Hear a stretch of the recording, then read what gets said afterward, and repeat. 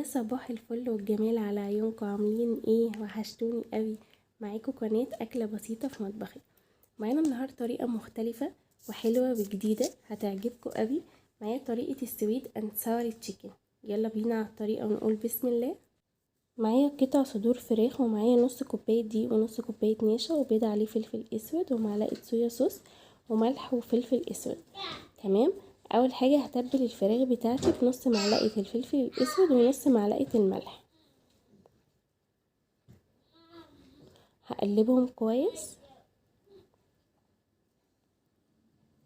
بعدين هنزل بمعلقه الصويا صوص وهقلبها، وبعدين هسيب الفراخ بتاعتي حوالي 10 دقايق كده. بقى هنزل بالبيض بتاعي وبرضه اقلبه كويس.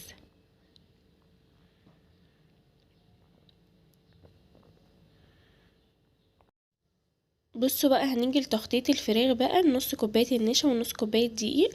ممكن تحطي نشا بس او دقيق بس، وتكوني طبعا مسخنه الزيت. عبال ما تحطي في النشا والدقيق تكوني مسخنه الزيت بتاعك. وهقول لكم ملحوظه مهمه قوي، لازم لما تحطي الفراخ في النشا او الدقيق تنزلي بيها على الزيت على طول عشان ما تبقاش مجلده معاكي وانتي بتاكليها. كده خلصت اهو الفراخ. الزيت سخن معايا. طبعا هنزل على درجه حراره متوسطه، واول ما هتاخد اللون الذهبي الفاتح معايا هبدأ اطلعها على طول. وطبعا هنشوفها مع بعض برضو وهي اخده اللون الذهبي.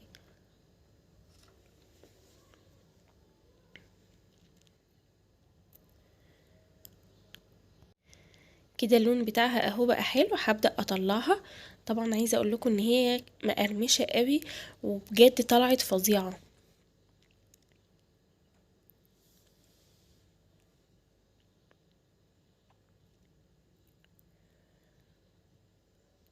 تمام. حطيت الكميه التانية عبال ما اعمل الصوص بتاع الفراخ.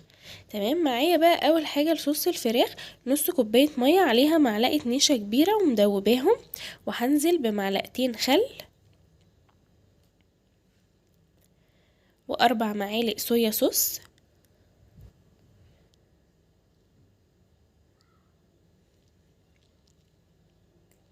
ومعلقتين سكر صغيرين.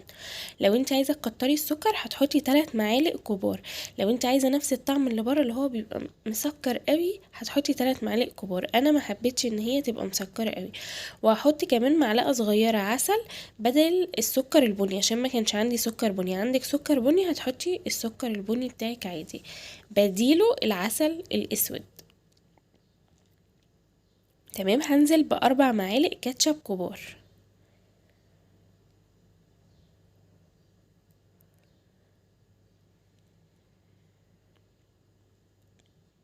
تمام كده، وهقلبهم كويس. بعد كده هنزل بمعلقه توم ومعلقه ملح.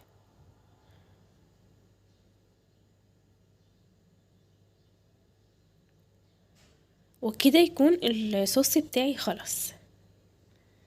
الفراخ كمان خلصت معايا اهي. شايفين مقرمشه ازاي؟ يعني شكلها باين. هنجيب بقى طاسه فيها شويه زيت وهنزل فيها ببصل مكعبات وفلفل الوان مكعبات. تمام. هديهم كده تقليبه، اشوحهم شويه لحد ما يتبالوا معايا.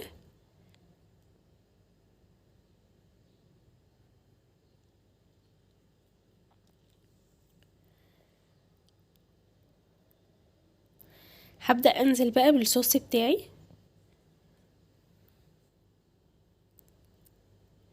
هياخد معايا حوالي دقيقة واحدة يسخن بس.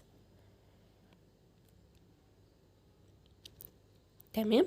كده هنزل بالفراخ. اول ما سخن معايا هبدأ انزل بالفراخ بقى.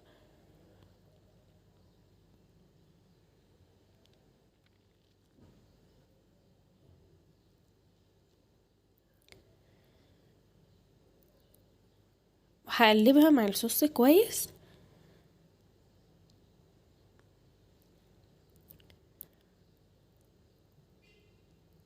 عشان يتشرب في الفراخ كويس بقى. وطبعا اول ما الصوص يتشرب معايا كويس في الفراخ ويتقل هطفي النار على طول. طبعا انا مش هخليه يتشرب خالص، يتقل بس معايا كده شوية والفراخ تبقى اخده منه كويس، وهبدأ اطفي النار على طول.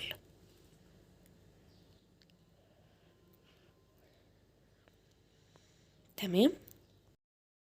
هنعمل بقى مع بعض المكرونه. انا جايبه مكرونه شرايط، بديل مكرونه الشرايط مكرونه سباكيتي. انا جايبه كيس 400 جرام، اخدت النص بتاعه.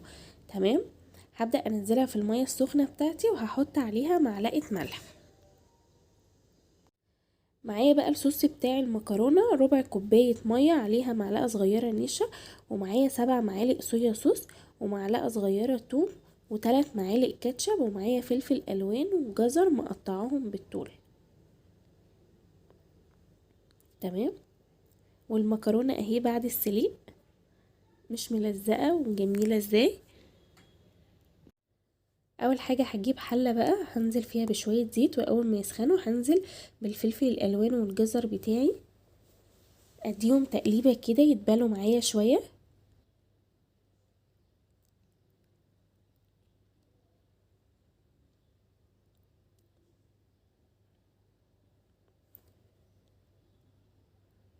تمام. هنزل بقى بمعلقه الثوم،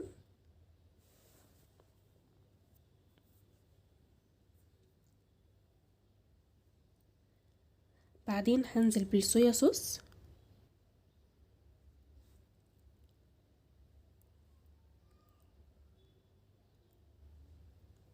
طبعا اول ما انزل بالحاجه اقلب على طول. بعدين هنزل بالكاتشب،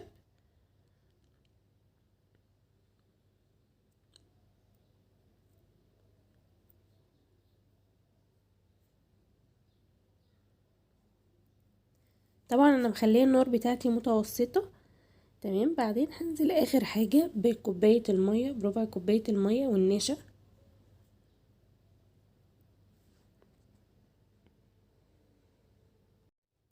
وهحط كمان شويه ملح.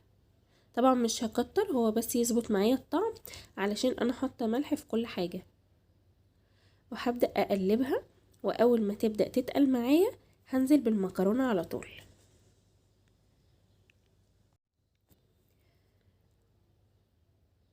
انزل بقى بالمكرونه. طبعا انا مش قادره اوصف لكم الريحه عامله ازاي، انتوا ان شاء الله هتجربوها هتعرفوا ريحتها عامله ازاي وكمان طعمها.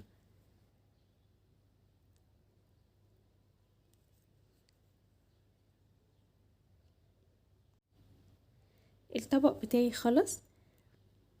ايه رأيكم فيه؟ يا رب يكون عجبكم، تكون الطريقة كمان سلسة معاكم، والناس اللي بتاكلوا بره تجربوا في البيت، هيعجبها اكتر من بره بكتير. انا جربته بره بس ما عجبنيش خالص، في البيت طلع احسن وطلع حلو قوي. بصوا انا بحط سمسم للتزيين. انا عايزه رايكم فيه بكل صراحه، بس للي يجربوا طبعا ان شاء الله. يا رب تكون الوصفه عجبتكم وتكون سهله وبسيطه عليكم. ما تنسوش بقى تعملوا لايك وشير وسبسكرايب للقناه، والسلام عليكم ورحمه الله وبركاته.